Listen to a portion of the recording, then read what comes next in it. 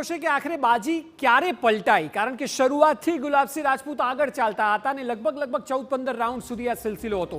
એટલે આપને આ રાઉન્ડ બતાવીએ કે જ્યાં કોને કેટલા વોટ મળ્યા.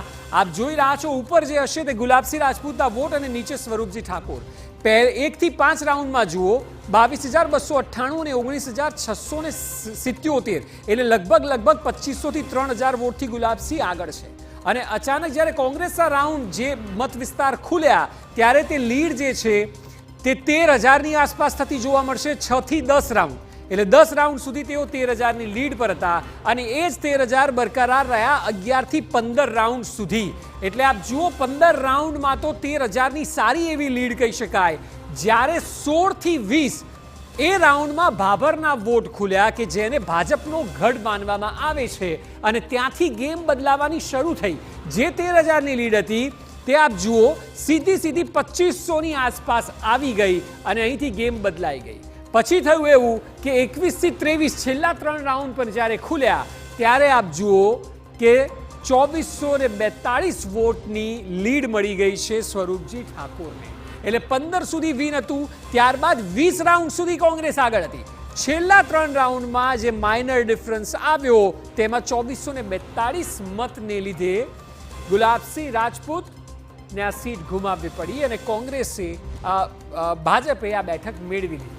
અહીં જો કદાચ ઉમેદવાર જે એનાલિસિસ આપણે કરી રહ્યા છે કોંગ્રેસનો ઉમેદવાર ઠાકોર સમાજમાંથી હોત તો આ સીટ કદાચ જળવાઈ હોત, પરંતુ આ બેઠક સ્વરૂપજી ઠાકોરે મેળવી લીધી છે અને કોંગ્રેસના હાથમાંથી ગઈ છે. હવે આપ જુઓ એક ઇન્ટરેસ્ટિંગ વસ્તુ એ બતાવીએ કે કોંગ્રેસ હારી છે આ બેઠક 2,442 વોટથી. આ બેઠક પર નોટાને જે મત મળ્યા છે એટલે નોટાના ખાતામાં જે ગયા છે તે 3,360 છે. એટલે જે લોકોએ એક પણ પાર્ટીને પસંદ નથી કરી તેના વોટ અને કોંગ્રેસ હારી જે વોટ તેના ડિફરન્સ જુઓ. જો આ નોટામાં થોડો ફેરફાર થયો હોત તો કોંગ્રેસ કદાચ માઇનર લીડથી અથવા તો માની લો કે ભાજપ માઇનર લીડથી જીતી હોત. આ ઇન્ટરેસ્ટિંગ છે. ઘણી બેઠકોમાં આવું થતું હોય છે એટલે અલગથી બતાવી રહ્યા છીએ કે જે ડિફરન્સ ઓફ લૂઝિંગ છે 2,442 અને નોટા છે તે 3,300થી વધારે મત મેળવ્યું છે. આપ જુઓ હવે જે સંખ્યાબળ છે વિધાનસભામાં વર્તમાન સ્થિતિ આ વાવ બેઠક ગુમાવ્યા બાદ કોંગ્રેસે ગુમાવ્યા બાદ ભાજપ 162 પહોંચી ગયું છે. રેકોર્ડ બ્રેકિંગ આંકડો છે. કોંગ્રેસ પાસે 12 બેઠકો વધી છે. આમ આદમી પાર્ટી પાસે 4 બેઠક છે, અન્ય 3 છે અને વિસાવદરની બેઠક જે ખાલી છે હાલ. એટલે આ પ્રકારનું ગણિત અત્યારે બેસી રહ્યું છે. એટલે જે કોંગ્રેસ પાસે 13 હતી તે 13 થી 12 થઈ અને 161 થી અહીં 162 થઈ ગઈ છે. આમ આદમી પાર્ટી 4 બેઠક પર, અન્ય 3 અને જે ખાલી છે વિસાવદરવાળી બેઠક એ 1 છે.